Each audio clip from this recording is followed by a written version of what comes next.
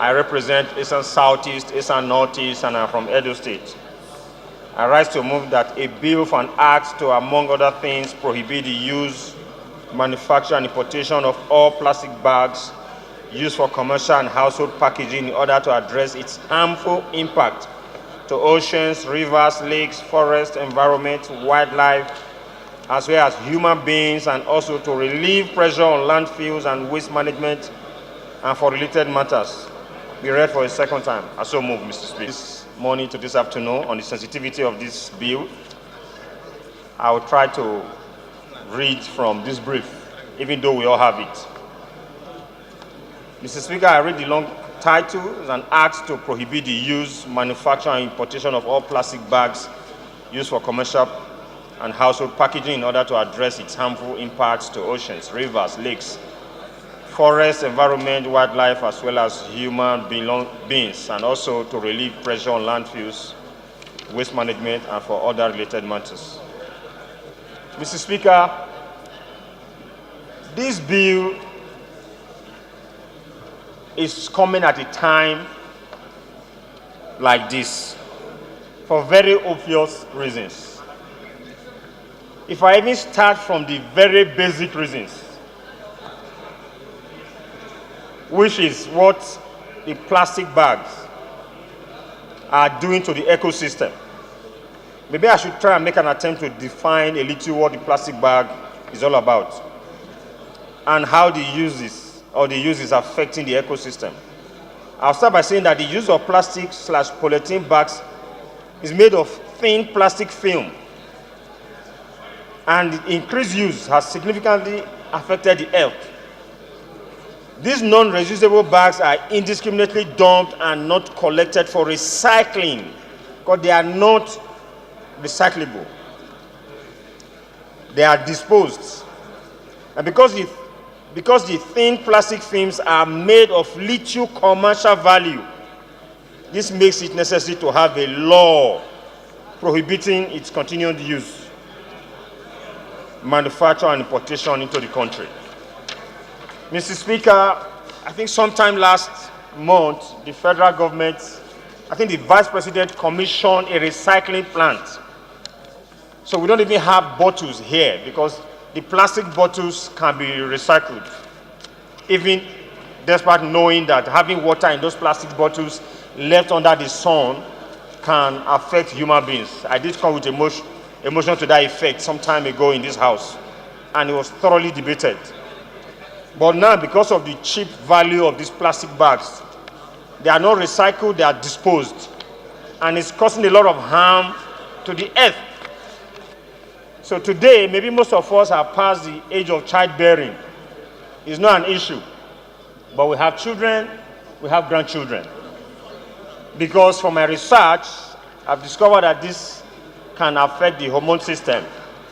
So which means for men, it can lead to a low sperm count.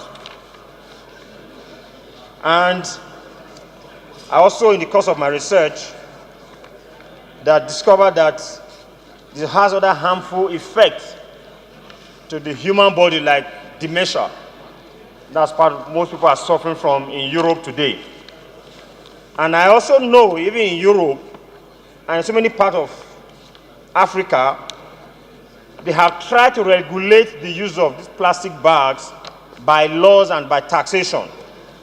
And some of those countries I have listed here in this brief: Kenya, Rwanda, Cameroon, Guinea-Bissau, Mali, Tanzania, Uganda, Ethiopia, Mauritania, Malawi, even the DRC. Then, Mr. Speaker, I will just further add that even when we throw these bags, as we have realized lately, they block drainages. Beside the harmful effect of flooding in flood-prone areas, when water percolates in a drain for a while, it results in mosquitoes breeding. And we know the effect of mosquitoes. They lead to malaria, and that has killed a lot of people in Africa. And so even in Kenya, that was one of the reasons why there's a ban on the bags. Mr. Speaker, honorable colleagues, in order not to bore you, and to give opportunity to my other colleagues to debate this, I will go straight to the objectives and the structure of the bill.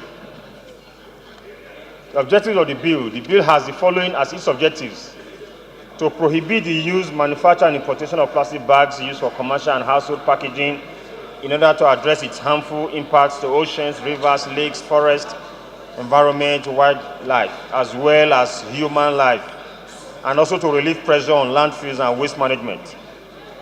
B, to give the National Environmental Standards and Regulations Enforcement Agency, NESRA, and other relevant environmental protection agencies the statutory foundation to clamp down on those who pollute our environment with the use of plastic bags. C, to sanction anyone who engages in the use, manufacture, and importation of plastic bags. The structure of the bill. The bill has 3 clauses. Clause 1 prohibits the use, manufacture, and importation of plastic bags. Clause 2 spells out the penalty to be imposed on anyone found guilty of the offense of using, honorable colleagues, please could you take your seats? And Clause 3 gives the citation, short title of the bill. Honorable colleagues, necessity of the bill. Please could you take your seats? There is no legislation in Nigeria which prohibits the use, manufacture, and importation of plastic/polyethylene bags in the country. Therefore, NESRA, which by law is amongst other things saddled with the responsibility of enforcing compliance with regulations on the importation, exportation, production, distribution, storage, sale, use, handling, and disposal of hazardous chemicals and waste other than those in the oil and gas sector, pursuant to Section 8 of NESRA Establishment Act 2007, becomes handicapped in enforcing international best practices in relation to the use, manufacture, and importation of plastic bags. Furthermore, the Environmental Impact Assessment Act, Cap.E. 12 Laws of the Federation of Nigeria 2004, which takes into account the impact of any activities taken or to be taken by any persons or authority on the environment before such activity is taken, has no specific provision prohibiting the use, manufacture, sale, and importation of plastic bags. Mr. Speaker, the absence of legislation in this area will make it difficult, if not impossible, for NESRA officials to clamp down on those who use, manufacture, and import plastic bags in the country, and thus cause harm to our oceans, rivers, lakes, forests, wildlife, as well as human life. It is this lacuna that this bill seeks to cure. Mr. Speaker, in concluding, I will just add, like I mentioned earlier on, the harmful effects of this bag to the ecosystem. This morning I was chatting with somebody and I saw a bag, a polyethylene bag with food stuff inside. And I pointed out, because part of the research was that birds and fish eat plastic bags these days. And we are told to eat chicken. We are told to eat fish. They are better for human beings. And they are consuming plastic these days. So what are we transferring to our system? Besides that, we are not saying now we are talking about ban. This is already effective in Western world. Like the last time I went shopping in the UK, I paid for a plastic bag. I paid for a plastic bag in a shop because I was told that I was supposed to bring my own bag. I paid for the extra plastic bag to take the things out. And I saw old women in those shops coming with their own bags from the house. So what we are saying is we need to save the earth. We need to save the ecosystem for the future.